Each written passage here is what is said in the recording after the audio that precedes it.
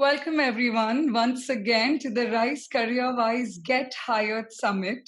And I hope you are already enjoying and getting lots of insights from our speakers.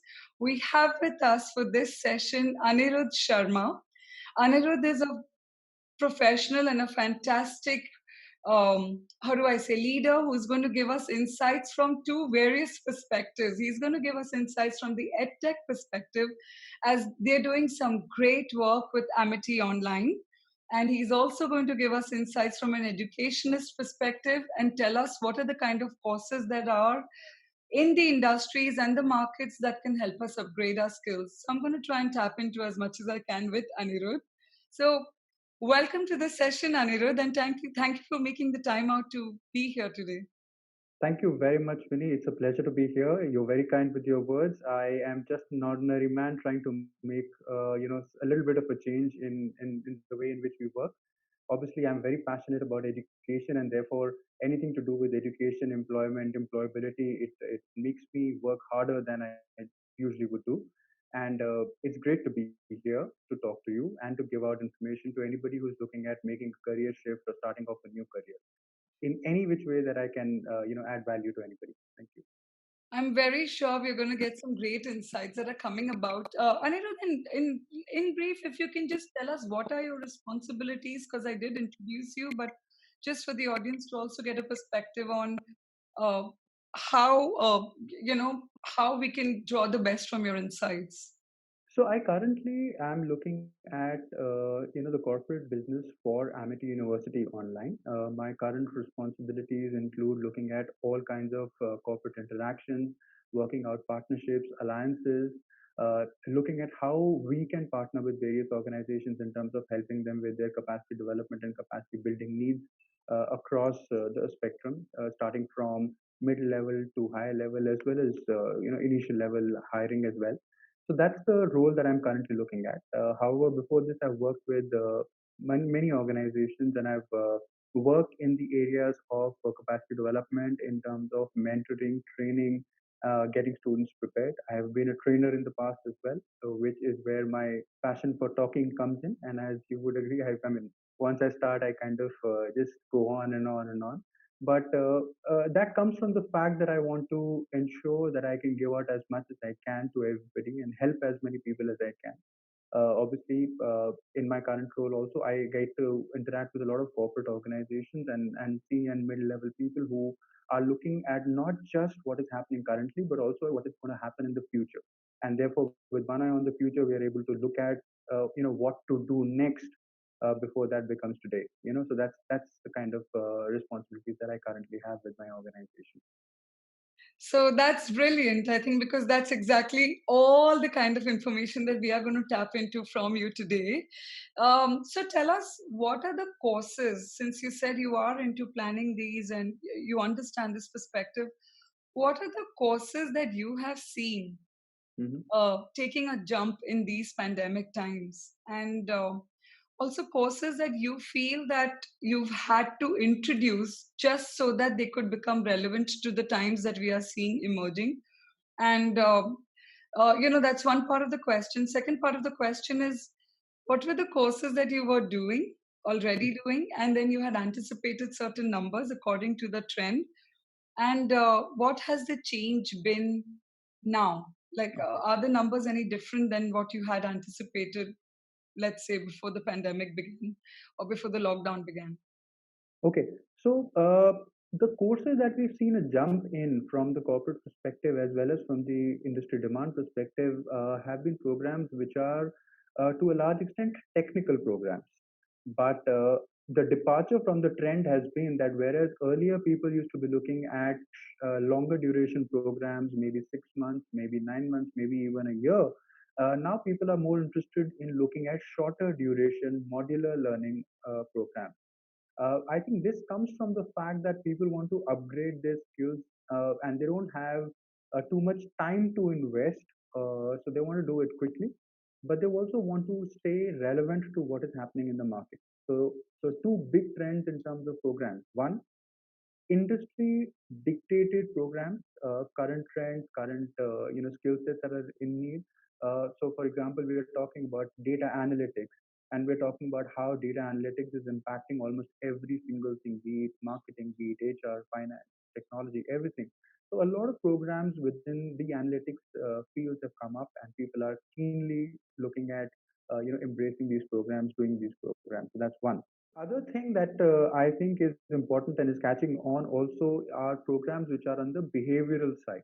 Now, this pandemic, this lockdown, this work from home scenario has brought about this acute realization that if you're technically competent, that's one part of the problem solved, but you also need to be behaviorally competent. And when I say that, I mean the concept of emotional intelligence, emotional stability has really come into the picture today. Organizations as well as individuals are investing in emotional well-being, and I see that in the future, if work from home becomes a part of the new normal, then I think that that is going to play a very important role, especially for somebody who is looking at starting off their career. Because if we were to understand at the beginning of your career, you are expected to work with people, you're expected to connect with people. You're expected to work in teams, in organizations. So an organization might hire 20 management trainees because they want these people to work together in teams with individuals. So that human interaction, which in the last few years had gone down a little, maybe because people felt that technology is going to become more important and is going to take over more, that that that importance of behavioral stability has come back, and therefore there are a lot more people taking up programs which are focused on emotional well-being, behavioral competencies and stuff. So the two ends of the spectrum. So at one side we speak about the behavioral, and the other side we speak about the technical.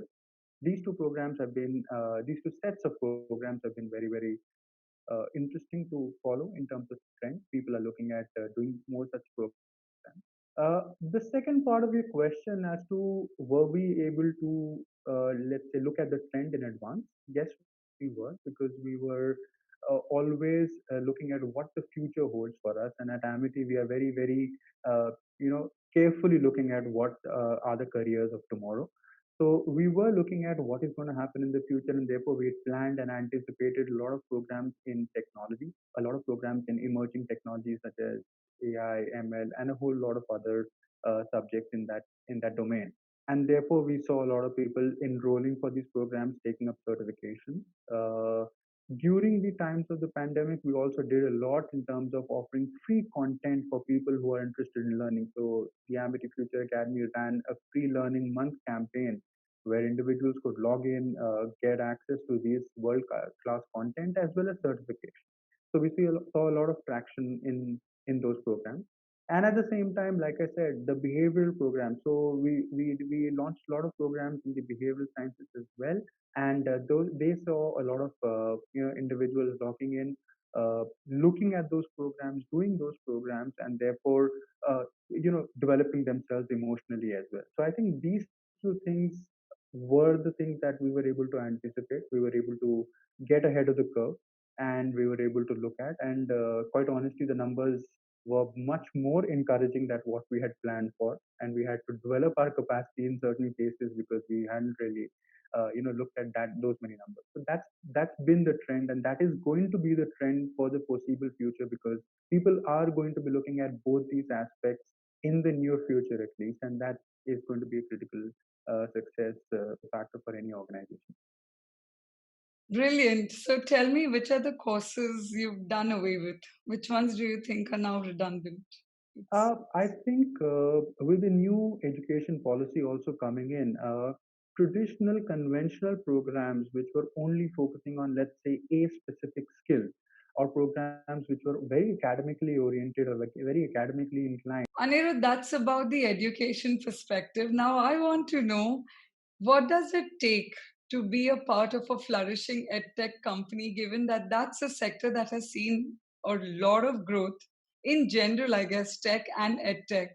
So, how does one become a part of an edtech firm and your firm? What is the process? Okay, so EdTech is very exciting these days because there's a lot of activity happening within the education sector, and obviously technology is enabling everything today as we're looking at the way it impacts every single let's say walk of life. EdTech is something which is very interesting because in India there has been a space where there was a vacuum almost for organizations to kind of come in and look at. Uh, for somebody to become a part of the EdTech firm, I think most importantly you need to have a strong sense of understanding of what the education space in India is actually. And what are the changes that are needed in the education space. So I think any industry thrives from the fact that it is able to look at what changes are needed and it is able to anticipate those changes. Now, how is it that you can become a part of our organization? We are open to hiring. We are looking at good people coming in and joining the organization. We're looking at people in the sales domain, which is looking at going out and making our programs available to people who don't have access to these programs. But we are also similarly looking at people who are in the technology domain because a strong part, a large part of our work is also to focus on the technology and the whole user experience and the user interface also. So we're looking at technology, we're looking at people coming in from a subject matter expert kind of a perspective because that is also something that is very, very relevant. What used to happen in the past doesn't happen anymore because currently, if you look at it, the rate at which education content is also changing is also growing at a very fast rate. What used to be relevant for a year is no longer relevant because 3 months ago technology changed, and therefore you have to make that new technology available to your students. So from all sides, if you look at it, it's very dynamic. It's very very change oriented and it's very very fast. So anybody who's looking at all of these things is excited by doing things every single day in a new manner should look at making a career for themselves in edtech. And edtech firms are looking at hiring people who have these kind of skill sets. I think one very key ability for you to succeed in this industry is going to be the ability to look at what is happening now and what is going to be happening in the future. So, analytical bent of mind, somebody who looks at 2 plus 2 and is able to understand what goes on behind, the 2 plus 2 is somebody who will be able to be successful in the long term in this industry. Okay, and how do then people know? Like, where do people find? What is this whole process of hiring? Okay, so I think most organizations hire through the regular channels in terms of digital bulletin boards. You have LinkedIn, which is very very popular these days, where most organizations connect and network with people who are potential employers. Uh, a lot of HR departments, HR teams, obviously also look at and scout talent at all points in time. We're always looking out for good talent. We're always in the business of hiring, acquiring new people who can bring in new ideas, who can bring in new energy into the organization. And if you're interested in making a career with us, then I would recommend go to our website and look at what careers are available. And even if you don't find what you're looking at, maybe leave your resume so that we can get in touch with you because every organization has a strong database which it refers to from time to time and hires a lot of good people. So leave that resume for sure. Update that resume for sure. Maybe if you're proactive, you can get in touch with some organizations. Display the fact that you have that aggression or that zeal or that energy to make a change in yourself and make a change in your careers as well. And you can get in touch with us and therefore look at an interesting and dynamic career and good time with us. That's exciting. I couldn't help but notice you mentioned LinkedIn. How much of the new lot, the freshers, are active on LinkedIn or they apply from LinkedIn, or is LinkedIn largely for people who are already working and who would want to make a switch? And because I haven't seen, or maybe that's a following that because I have been working for so many years. I Mhm. don't know how many new grads, post grads, freshers are really out there on LinkedIn? And do companies really look for freshers on LinkedIn, or largely it's still the placement drives and then come to our website philosophy? Okay, so yes, you're right. Unfortunately, freshers don't really come to LinkedIn. That's one. Maybe at business schools or maybe at engineering schools, they are not really taught of the importance of networking and how they can use these digital tools to now uh, get good jobs as well. Uh, Mid career level and senior career level people are obviously all on LinkedIn are available. They look at changing jobs, connecting with other potential. individuals as well within various organizations. So from a hiring at the mid level to a senior level, LinkedIn comes in very very handy. We see a lot of people applying or I mean showing their interest to join our organization on these digital platforms. For freshers, obviously, even today, most organizations prefer to go to, to a campus to hire, and that's the reason for that. I think is because if they were to go to a campus, they probably are able to see 20, 30, 40 people at one go, which I think is good for them in terms of time. It saves time, it saves effort as well for them. But I think this also will change in the next 4 5 years, because a lot of organizations now, going into the work from home environment, will look at hiring talent which is not just available or based. It's not just based or available in one location. So I might be an organization based in Delhi looking to hire somebody from Bangalore, because as long as you're working remotely, or long as you're working from home, it doesn't really matter where you're from. So I think technology then will become much more handy. It has in the past few months, I've seen, given access to a lot of individuals to connect with organizations which earlier were not accessible to them because of geographical constraints. So I think yes, next few years we'll see the real shift in terms of technology, in terms of hiring as well. And therefore, anybody who's looking to make a career in the next 4 5 years, 7 years, 10 years should look at making a very strong digital presence and using technology to kind of leverage to the maximum, so that they're able to get the maximum out. Very interesting and a great perspective.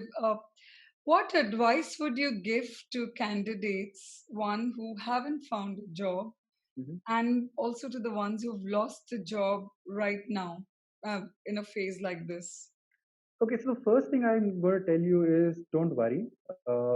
Yeah, you didn't get a job, for example, it doesn't really mean that you didn't have the skills, or you're not the right, you don't have the right skill set. It just means that the fit with the organization was not there. I would ask you to persevere. I would ask you to keep trying, and I would ask you to do a little bit of, employ maybe a little bit of a smarter strategy to look at how you can find a job for yourself. So instead of just going out and bombarding every organization with your resume and sending it out to, let's say, 1,000 recruiters, you'd probably look at shortlisting a few which are of interest to you. Shortlisting and aligning organizations which are closer to the skills that you have. So I know of a lot of fresh students who are doing that currently, and they've been fairly successful because, see, let's be honest, some organizations are recruiting, and most organizations are on the lookout for good talent. And if they find that talent in you, they will definitely come back and make an offer to you, COVID or not, right?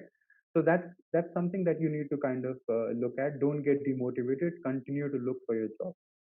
For people, unfortunately, who've lost their jobs during this time and are looking at starting their careers again, or looking at shifting within their careers, I think the biggest opportunities are going to be around the corner, because the moment bad times end, good times are about to come, and therefore opportunities for all individuals are going to be available soon. They might not be as large in terms of numbers as they were earlier, but they will definitely be there. So I would ask you to prepare yourself for the future. Look at what is it that you can do in terms of upskilling yourself, in terms of getting a new skill set, getting a new competency, so that if today you are not, but tomorrow at least you will be indispensable for the organizations to look at you as well as take you on. So my advice to everybody is hang in there. There's no problem. You might have lost a job, or you might not have found it, but you will soon be finding a job. Continue to work hard and do a little bit of thinking and alignment of your goals and your competencies. I think that's the only thing that I can uh, say to you. When you talk of aligning competencies, you just said that a lot is moving digital. Companies are going to be open to it. Also, in terms of roles, like Hmm. organizations are adapting to that. What does an individual, a professional, people who've really done well, or also people who've had glorious uh, scores in academia, Hmm. what can they do now if they have not been in the tech domain. So what should they start off with? Like, like me, I think I'm amazing at what I do, but hey, now I have to upgrade. So what would you recommend people who are from the non-tech background to start off with? How do we start upgrading our skills? I would first things first. I think it's something that we have to accept. Technology is here. Technology is here to stay, and technology is going to impact almost every single job in the world. So earlier, what used to happen in sales and marketing really doesn't happen anymore because you've got virtual meetings, virtual conferences, data analytics, and a whole lot of other things to help you in for example, marketing. Similarly, you have uh, people analytics coming in and playing a big role in HR as well. Your role in terms of being a trainer has also changed from being from an instructor-led classroom to a virtual classroom. So these shifts have happened. The only thing that the pandemic I think has done is pandemic has brought about a greater acceptance towards these changes. It's kind of has hastened the process of the change. So what is it that we need to do? I think what we need to do is we need to change with times. We need to move with the times. We need to look at how is it that we can also upskill ourselves. There are a whole lot of programs which are available for people like us in the middle of our careers to upgrade our skills. We don't want to be called ancient anymore, so therefore we need to move with the times. We need to look at what is it that we can do. I myself have started doing programs where I am now aligning myself towards how digital is going to impact my work as well.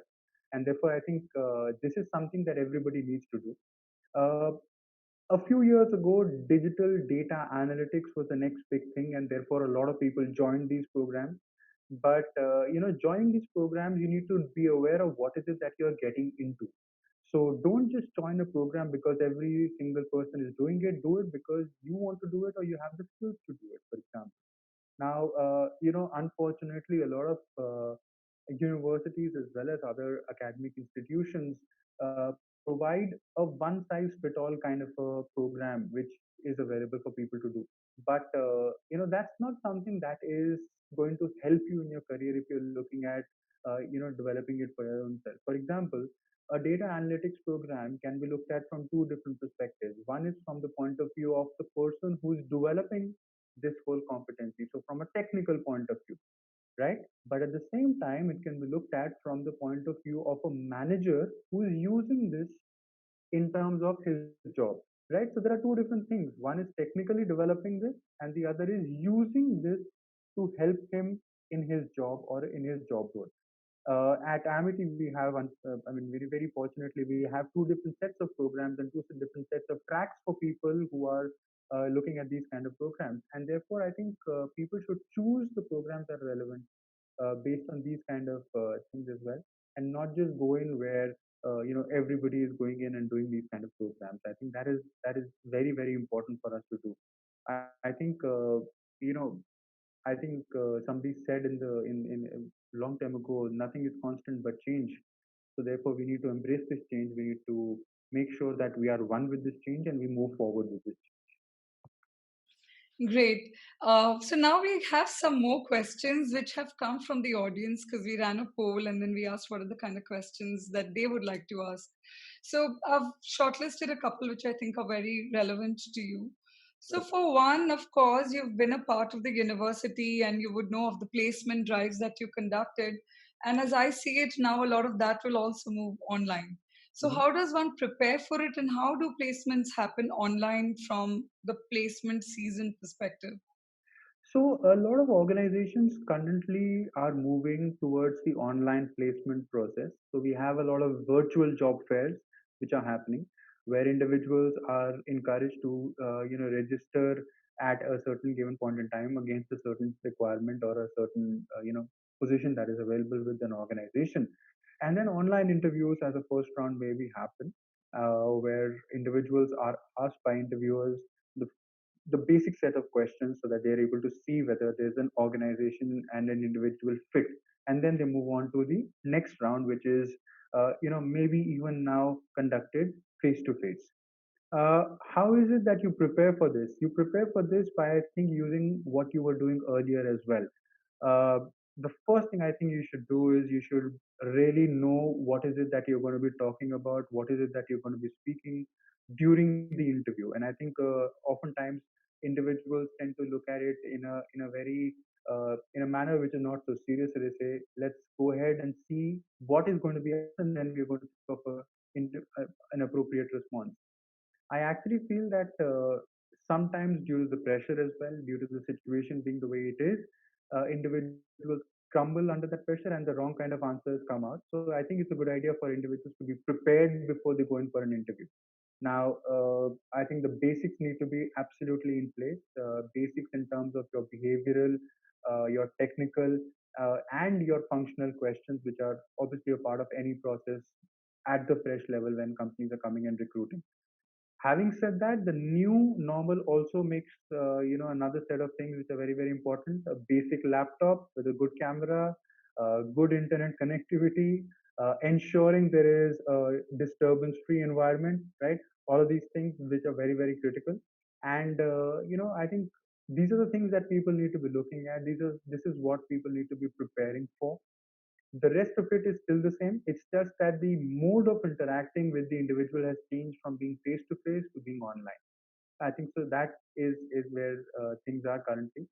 But in the future, a lot of technology is also going to come into the future in terms of recruiting. So you will have artificial intelligence based systems doing a pre-screening for individuals. You might have a robot looking at interacting at a first level, doing a first level of screening for individuals as well.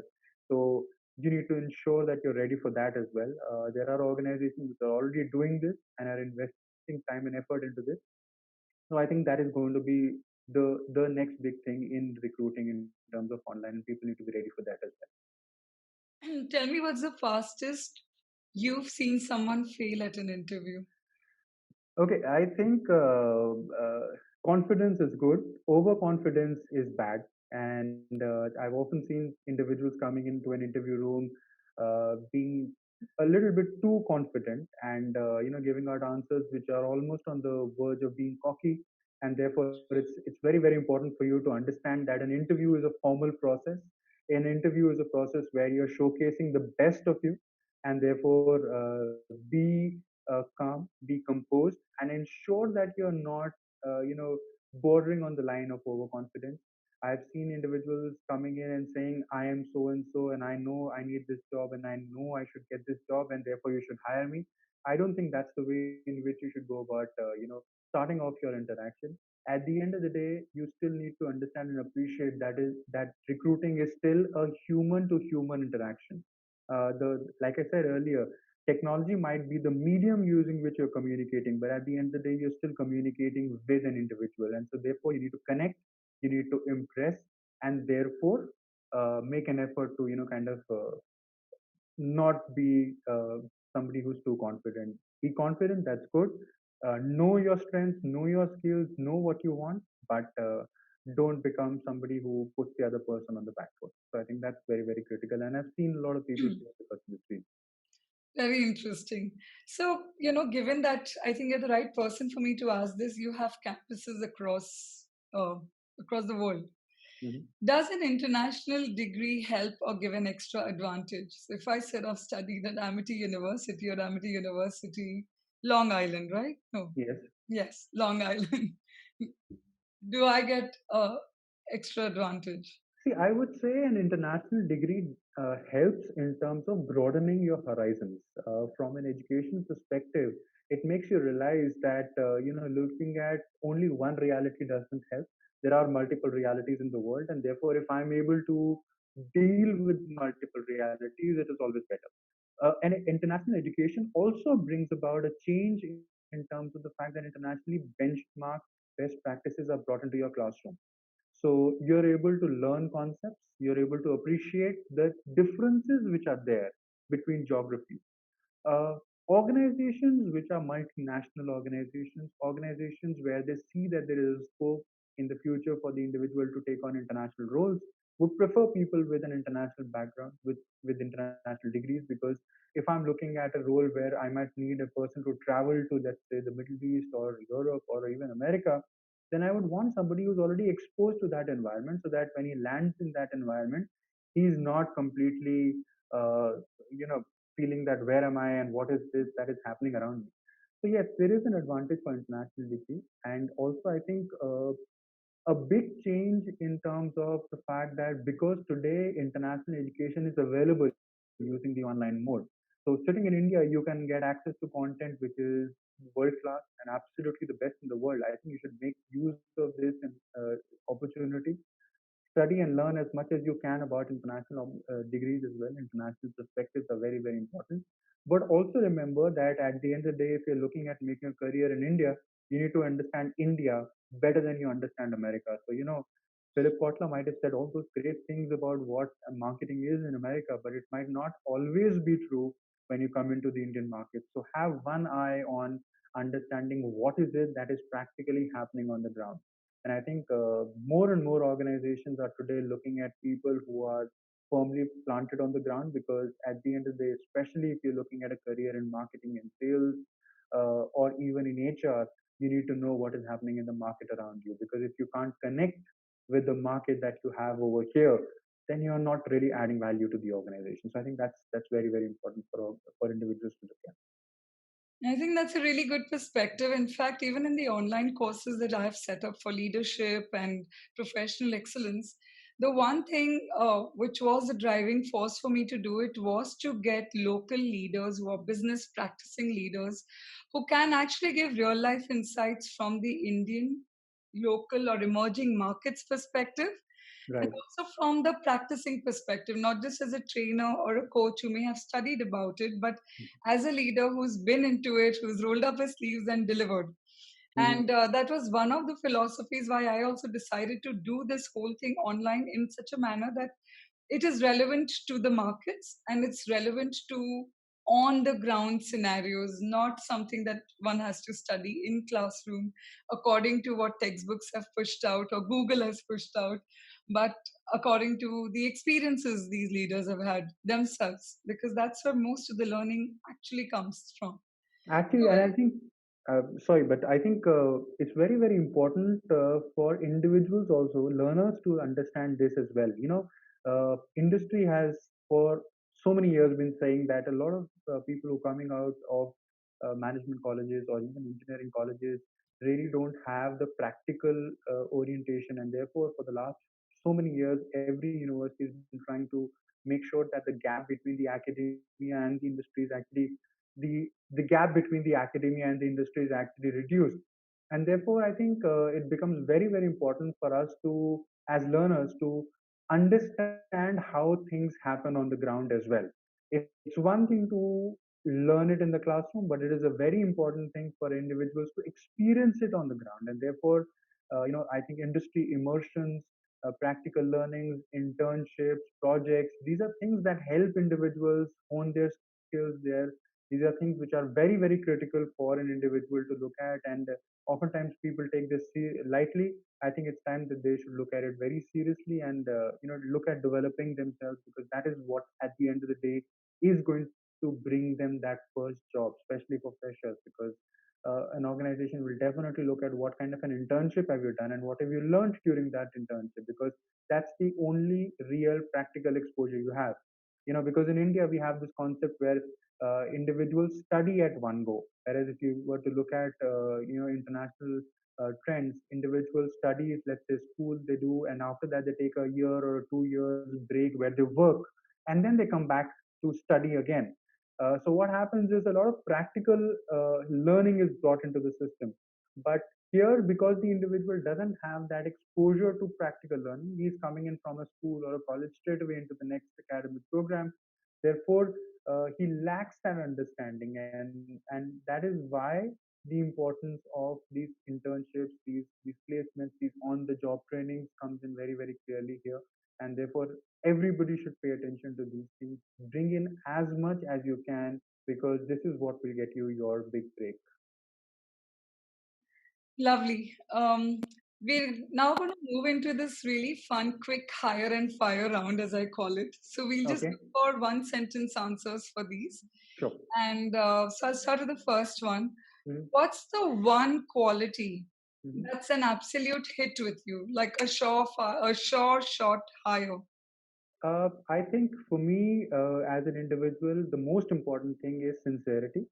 And the second thing, which will come in very close to the first thing, is ethics. A high set of ethics for an individual, because ethics define who you are, your work ethic, your ethic in general. How is it that you behave?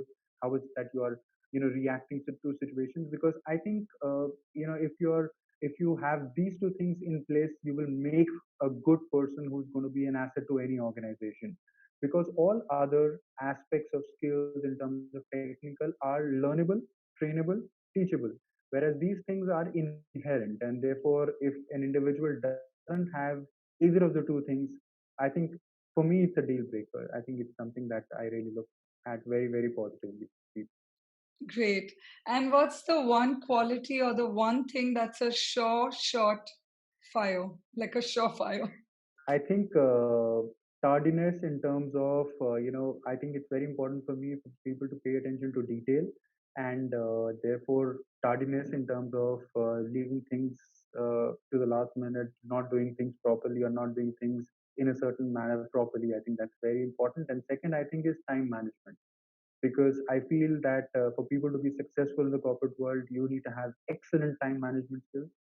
Unfortunately, a lot of jokes have been made on Indian standard time and how it has become from Indian standard to Indian stretchable time. I think that is changing, but individuals, especially at the beginning of the careers, need to pay attention to these things, because deadlines are very, very important. Deadlines are critical, and deadlines in most cases are sacrosanct. So you have to follow them. So you have to display the ability to be able to do your work, finish your work, complete your task within that time. Anybody who is not able to do that is somebody who's going to get left behind, and for that reason, I think that these are things that you should be very careful. What's your favorite interview question? I think my favorite interview question is, tell me something about yourself. It opens up a lot many avenues, because whenever you go in for an interview, you don't really have a set of questions that are you going to be asking somebody. You actually go in with an open mind, and you actually want to see what kind of, let's say, personality an individual has. So for me, it's very, very important the way in which you answer this question, because it shows me different sides of your personality. It tells me that a you're not just a person who's got a single, let's say, focus. You're multifaceted. You can deal with, let's say, pressure. You can deal with multiple challenges going on in your life at the same time. And I think the way in which an individual answers this question sets the tone for the rest of the interview as well. So I think for me, this is the most critical, question that I have, and the most favorite one as well. Lovely. So now we are at the last part of this interview, Anirudh. This has been very, very insightful, some great perspectives there. If there was one key message that you could give at this point in time to Mhm. anyone who is out there looking for a job, whether it's a fresher, whether it's someone who's lost their job, or even looking for a change across the levels, what is that one key message you would give them? Uh, what I would say is that hang in there. Don't worry. Don't get demotivated. Don't get disappointed. Even if you don't get the first job or the second or even the third job that you apply for, what you need to do is you need to be careful, and you need to be very, very sure of the strategy that you have in terms of getting a job. So people who are looking at getting their first jobs, be careful about the kind of organizations you're applying for. Be sure of the skills you have so that you can align the two together, and therefore you can find the perfect fit. People who've lost their jobs because of the current situation, don't worry, hang in there, develop the skills that you feel are going to be important for your job in the future. Because for me to be able to tell you what is important, it's not possible. Every single job or every single industry will have a different set of skills that is required. You're the best judge for that, and therefore, if you're able to do that, I think you'll be able to go in, and you'll be able to do a better thing. And I think the most important message that I'd like to give on to everybody is, be in the industry or be in it for the long haul. Don't look at short term career goals, look at long term career development. Long term career development comes from being committed to what you're doing. It comes from the passion that you bring to your job. It comes from a sincerity and an honesty towards your job. And I think that is what guarantees success. You could be a techie, you could be a finance professional, you could be a marketing, HR, anybody. You if you were to bring these skills to your job, I think you'll be successful at it, and be in it for the long haul. The millennials today, they look at every single thing as a transaction. It is not really a transaction anymore. It is something where you have to invest time in order for you to be able to reap the benefits at a later time. So I think be ready for the long haul and don't just look at what you can do today and how you can get a quick job and a quick fix out of it. Very nice, Anirudh. It has been a great interview. Thank you so much for taking the time out and for doing this and being a part of the summit. Thank you very much, Vinny. It's been a great pleasure talking to you. I didn't realize how much time we spent talking on these concepts. If there's anything else that I can do to help any individual to be able to bring any kind of, anything that I can do, please feel free to get in touch with me. I would definitely look at whatever help I can extend to any individual. Fantastic, because we are going to leave the handle where they can reach you. We've taken those details from you. And yes, so write to Anirudh if there is anything you'd like him to help you with or recommend to you. And he also did say earlier that they're hiring, so take the cue. Thank you. Thank you very much. Thank you.